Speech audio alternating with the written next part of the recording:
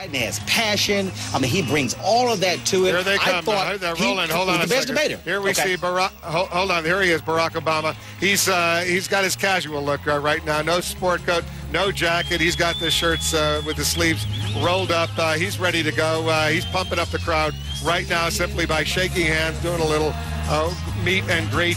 He's going to go up there, and he's going to, we're told, to introduce his vice presidential running mate to this crowd. And it's going to be an exciting moment for these Democrats who have gathered in Springfield. A lot of history here, Gloria Borger. It is, and I think what we're going to see is if Barack Obama has been portrayed as an elitist in this campaign, he's going to portray Joe Biden as the anti-elitist, somebody who understands working-class America, somebody who's been in Washington for an awfully long time, but goes home every night on the train to the state of Delaware and understands the needs of real Americans. And I think he's going to say that he can transverse this really well and be at home in Washington and also be at home with real people.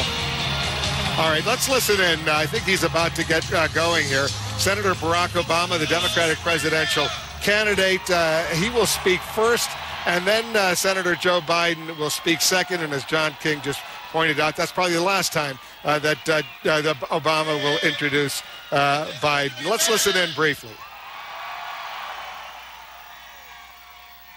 It is good to be back in Springfield. Feels like I'm coming home. It's a little warmer than the last time we were here together. I want to begin by just thanking a few people. I love you back. I want to begin by thanking somebody who could not have been a better friend, a better mentor, somebody who has looked out for me ever since I got to Washington and looked out for me when I was campaigning here in Illinois. I love this man, and he is one of your own. Please give a big round of applause to the senior senator from the great state of Illinois, Dick Durbin.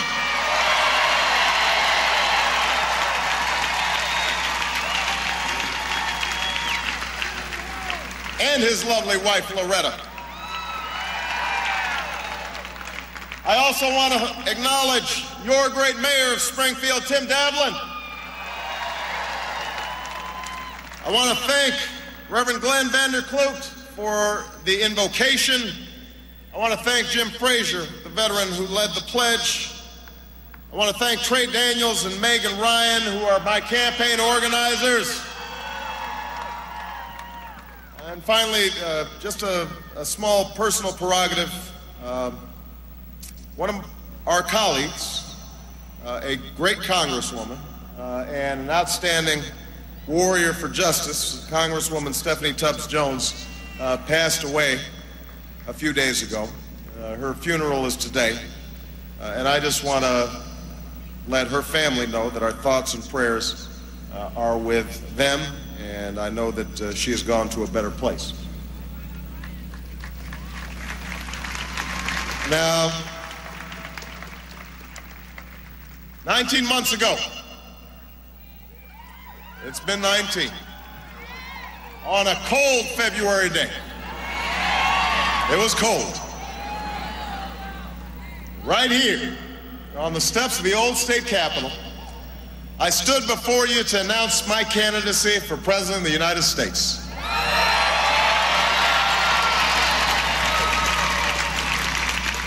We started this journey with a simple belief. The American people were better than their government in Washington. A government that has fallen prey to special interests and policies that have left working people behind. As I've traveled to towns and cities, farms and factories, front porches and fairgrounds in almost all 50 states, that belief has been strengthened. Because at this defining moment in our history, with our nation at war, our economy in recession, we know that the American people cannot afford 4 more years of the same failed policies and the same old politics in Washington. We know that the time for change has come. For months, I've searched for a leader to finish this journey alongside me and to join me in making Washington work for the American people. I searched for a leader who understands the rising costs confronting working people and will always put their dreams first. A leader who sees clearly the challenges facing America in a changing world, with our security and standing set back by 8 years of a failed foreign policy. A leader who shares my vision of an open government that calls all citizens, Democrats, Republicans, and independents, to a common purpose. Above all, I searched for a leader who is ready to step in and be present. Today, I have come back to Springfield to tell you that I found that leader. A man with a distinguished record. A man with fundamental decency. And that man is Joe Biden.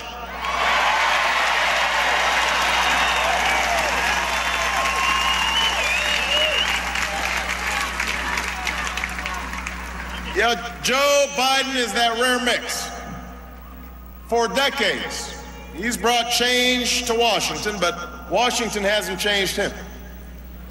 He's an expert on foreign policy whose heart and values are firmly rooted in the middle class. He's stared down dictators and spoken out for American cops and firefighters. He is uniquely suited to be my partner as we work to put our country back on track.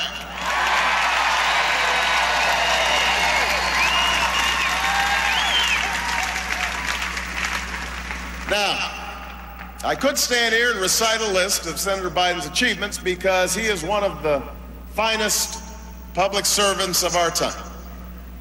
But first, I want to talk to you about the character of the man that will be standing next to me. Joe Biden's many triumphs have come only after a great trial. He was born in Scranton, Pennsylvania. We got some Scranton folks here.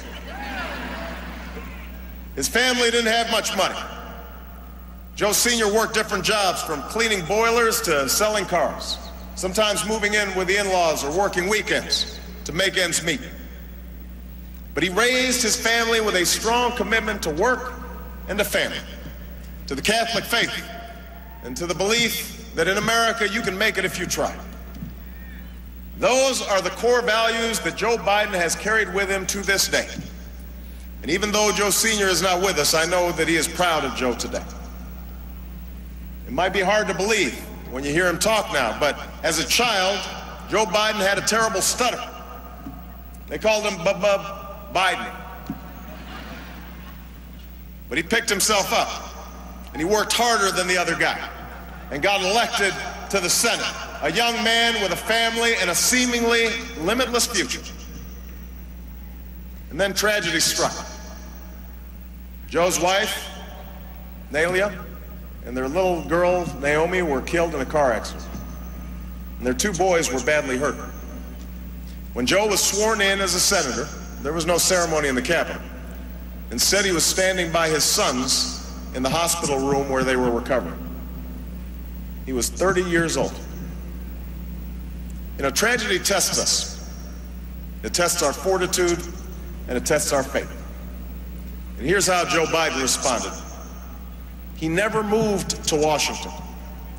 Instead, night after night, week after week, year after year, he returned home to Wilmington on a lonely Amtrak train when his Senate business was done.